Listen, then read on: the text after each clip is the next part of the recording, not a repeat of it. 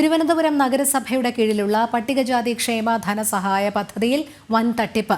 വിവാഹ ധനസഹായം നൽകിയതിലും പാർപ്പിട ധനസഹായത്തിലുമാണ് വൻ തട്ടിപ്പ്. ജനം ബ്രേക്കിംഗ്. ഈ വാർത്തയുടെ കൂടുതൽ വിശദാംശങ്ങൾ നൽകുന്നതിനായി വിനീഷ് ചേരുകയാണ്. വിനീഷ്, എന്താണ് വിവരങ്ങൾ?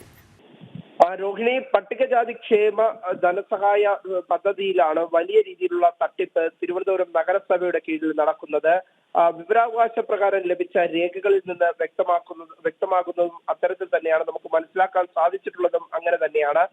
കാരണം വിവാഹ ധനസഹായം നൽകിയതിലും ഒപ്പം തന്നെ പാർപ്പിട പുനരുദ്ധാരണ പണി ചെയ്യുന്നതിനായി ധനസഹായം നൽകിയതിലുമാണ് വലിയ തട്ടിപ്പ് നടന്നിരിക്കുന്നത്. പ്രധാനമായും നമുക്ക് എടുത്തു പറയാൻ സാധിക്കുന്നത് എല്ലാ മാനദണ്ഡങ്ങളും അട്ടിമറിച്ചുകൊണ്ട് നിയമവ്യവസ്ഥകളെല്ലാം ലംഘിച്ചുകൊണ്ടുള്ള ഒരു നിലപാട് തന്നെയാണ് ഉദ്യോഗസ്ഥരുടെ ഭാഗത്തുനിന്ന് ഉണ്ടായിരിക്കുന്നത് എന്നതാണ് എടുത്തു പറയാൻ സാധിക്കുന്നത്. നമുക്ക് രേഖകൾ, വിവരാവകാശ പ്രകാരം ലഭിച്ച രേഖകൾ പരിശോധിക്കുമ്പോൾ നമുക്ക് മനസ്സിലാക്കാൻ സാധിക്കുന്നതും അത്തരത്തിൽ തന്നെയാണ്. പദ്ധതിയുടെ മറവിൽ വൻ തട്ടിപ്പ് തന്നെ നടക്കുന്നു. 2023-24 സാമ്പത്തിക വർഷത്തിലാണ് പാർപ്പിട ധനസഹായത്തിലും വിവാഹ ധനസഹായത്തിലും വൻ തട്ടിപ്പ് നടന്നിരിക്കുന്നത്. പ്രധാനമായും നമുക്ക് വെട്ടുകാട് വാർഡിലെ ഒരാൾ അല്ലെങ്കിൽ ഒരു കുടുംബം അവരുടെ മകളുടെ കല്യാണത്തിനായി ധനസഹായം അഭ്യർത്ഥിച്ചുകൊണ്ട് നൽകിയ അപേക്ഷയുണ്ട്. ആ അപേക്ഷ പരിശോധിക്കുമ്പോൾ നമുക്ക് മനസ്സിലാക്കാൻ സാധിക്കുന്നത് ഉയർന്ന സാമ്പത്തിക സ്ഥിതിയുള്ള, ഉയർന്ന ജീവിത നിലവാരം വഹിക്കുന്ന പട്ടികജാതി വിഭാഗത്തിൽപ്പെടുന്ന കുടുംബങ്ങൾക്കാണ്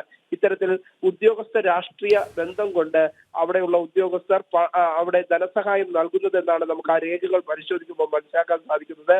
ഈ വെട്ടുകാട് വാർഡിലെ കുടുംബത്തിന് 2 ലക്ഷം രൂപയാണ് ധനസഹായമായി പ്രധാനമായും നൽകിയത്. ഈ മകളുടെ വിവാഹത്തിന് ആ പെൺകുട്ടിയുടെ വിവാഹം നടന്നതാകട്ടെ തിരുവനന്തപുരത്തെ ഒരു പ്രമുഖ കൺവെൻഷൻ സെന്ററിലാണ്. തിരുവനന്തപുരത്തെ ഏറ്റവും പ്രമുഖ കൺവെൻഷൻ സെന്ററുകൾ എന്ന് തന്നെയാണ് നമുക്ക് എടുത്തു പറയാൻ സാധിക്കുക. കാരണം ആ ഒരു കൺവെൻഷൻ സെന്ററിൽ വിവാഹം നടക്കാൻ ഒരു വിവാഹം നടത്താനായി ചിലവ് വരുന്നത് 3.5 ലക്ഷം രൂപയും ടാക്സുമാണ്.